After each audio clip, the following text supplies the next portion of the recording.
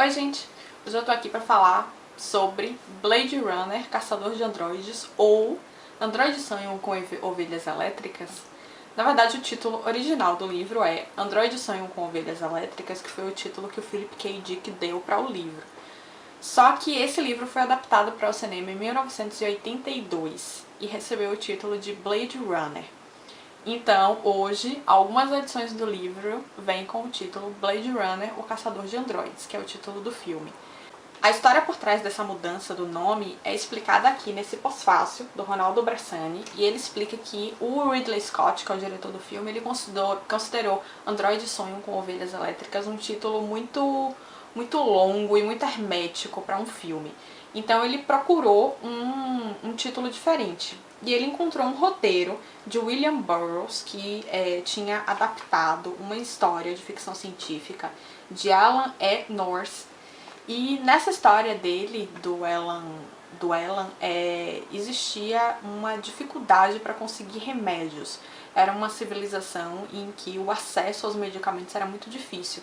E existiam traficantes, e esses traficantes, eles recebiam o nome de Blade Runners, literalmente traficantes de lâminas.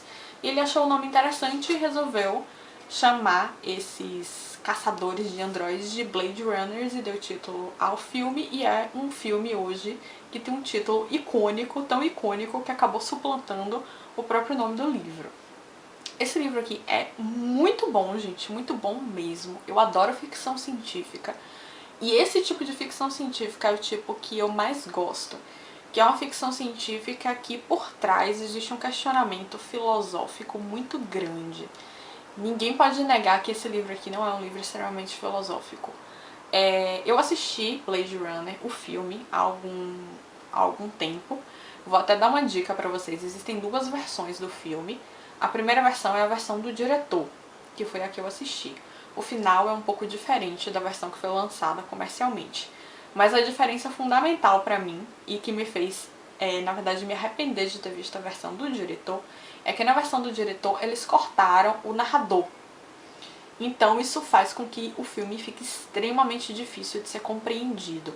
Porque você é jogado naquele universo que você não compreende as regras.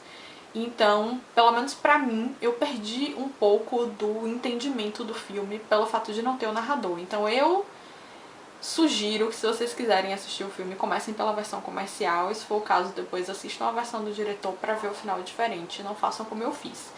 Mas de qualquer forma, o interessante é que o filme e o livro, eles se complementam muito bem. Um não prejudica o outro.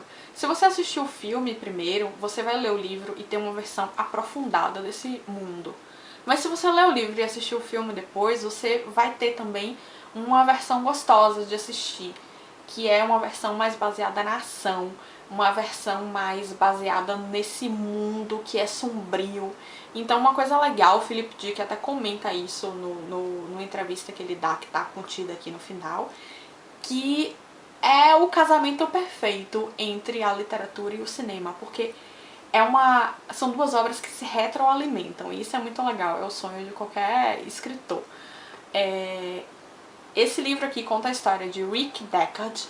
Ele é um caçador de androides, caçador de recompensas, na verdade, como é o título dele aqui. Ele trabalha para a polícia, ele recebe um salário muito baixo, e ele tem que complementar esse salário com comissões. Cada vez que ele aposenta um androide, que na verdade é matar o androide, ele recebe uma comissão em cima daquilo, justamente para incentivar que ele aposente muitos androides. A gente tá aqui numa terra que sofreu uma radiação muito grande, e as pessoas acabaram migrando para colônias espaciais. Quem ficou na Terra, ficou numa Terra completamente decadente por causa dessa ação da radiação. Então é comum que pessoas, por exemplo, elas tenham deficiências cerebrais, dificuldades de entendimento e de aprendizagem por causa da influência da radiação. Essas pessoas são chamadas especiais. Existe um controle médico muito grande para classificar as pessoas entre normais e especiais. Então sempre é um fantasma para quem ficou na Terra o estigma de poder a qualquer momento ser considerado um especial. E aí você deixa de ser um cidadão e passa a viver abandonado, em prédios, você tem dificuldade para conseguir emprego, você é considerado extremamente burro. Um apelido bem comum para os especiais é cabeça de galinha, que é um apelido não muito bom, né? E eles têm também problemas de fertilidade, eles têm que usar um protetor na região do pênis, por exemplo, ou da vagina, para poder tentar frear um pouco essa questão da infertilidade. Nesse mundo em que a vida se tornou tão difícil, vocês podem imaginar como é um sinal de prestígio e de grandeza você ter um animal de verdade, de estimação. E daí vem o título, Android sonham com ovelhas elétricas, porque quem não tem dinheiro para ter um animal de verdade, de estimação, acaba comprando uma réplica elétrica e não conta para os vizinhos. E essas réplicas são tão fiéis aos originais que os vizinhos nunca vão saber se você está cuidando de um bichinho de verdade ou de um bichinho de mentira. É claro que você sabe, né? E o seu sonho é ter um animal de verdade. Mas você consegue enganar a sociedade razoavelmente bem. Esse mundo também é um mundo em que você consegue controlar as suas emoções com um aparelhinho. E esse aparelhinho, você, por exemplo, você pode configurar ele para te deixar feliz, para te deixar animado, para te deixar com vontade de trabalhar. Então tudo nesse mundo é muito fabricado. E tudo que é fabricado tem a aparência do genuíno. Então o animal elétrico parece com o animal de verdade. A emoção que esse aparelhinho provoca em você é bastante similar à emoção de verdade. Você pode até simular um orgasmo nesse aparelho e ninguém vai dizer que ele é diferente do orgasmo original. E a grande questão aqui, os androides. Os androides em Blade Runner, o Android Sonho com Ovelhas Elétricas, eles têm exatamente a mesma configuração biológica de um ser humano. Então você só vai saber que o androide é um androide depois que ele estiver morto e você fizer um exame da medula óssea. Mas ele vivo não tem como você saber. Então eles criaram testes psicológicos para você conseguir diferenciar o androide do ser humano. Para os caçadores de androides isso é muito complicado, porque eles só vão saber se eles mataram um ser humano ou um androide depois de morto. Então eles têm que confiar muito nesses testes. O problema é que os testes eles estão começando a entrar numa zona cinzenta, porque os androides eles estão ficando cada vez mais evoluídos e estão ficando cada vez mais similares, inclusive em raciocínio com o ser humano. E isso é tudo que eu posso contar para vocês sobre a história do livro. Esse livro aqui é um livro que ele, como vocês podem perceber, ele questiona muito o que é que faz de nós humanos. Ele parece indicar um caminho, mas esse caminho muitas vezes é colocado em xeque, que é o caminho da empatia. Existe uma religião aqui que todos os personagens seguem, que chama mercerismo, porque foi inspirada em Mercer. E essa religião é uma religião que ela se baseia exclusivamente na empatia. Você tem uma experiência de entrar num mundo em que você entra no corpo de um monge e esse monge está subindo uma montanha. E o desafio é esse monge chegar no topo da montanha. Mas ele vai tropeçando nas pedras, ele vai sendo atacado por criaturas do mal, ele vai sendo puxado para baixo. Só que quando você está no corpo desse monge, você está conectado com várias outras pessoas que estão passando por aquela mesma experiência. Então é uma experiência de empatia. É você junto com outras pessoas experimentar as mesmas sensações. E os androides, eles não conseguem ter essa sensação de empatia. Eles não conseguem praticar o mercerismo. Então o livro ele parece ir no caminho de que a diferença entre os humanos e os androides está na empatia. Mas se vocês lerem o livro, vocês vão ver que até isso muitas vezes é colocado em xeque. Esse livro tem ideias muito, muito interessantes.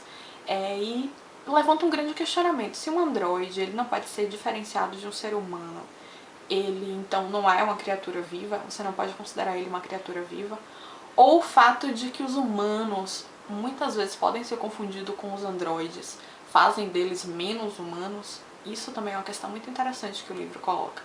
E outras questões que permeiam o livro aqui são o silêncio, eu achei isso muito interessante. Um fator de depressão entre os personagens aqui é vivenciar o silêncio.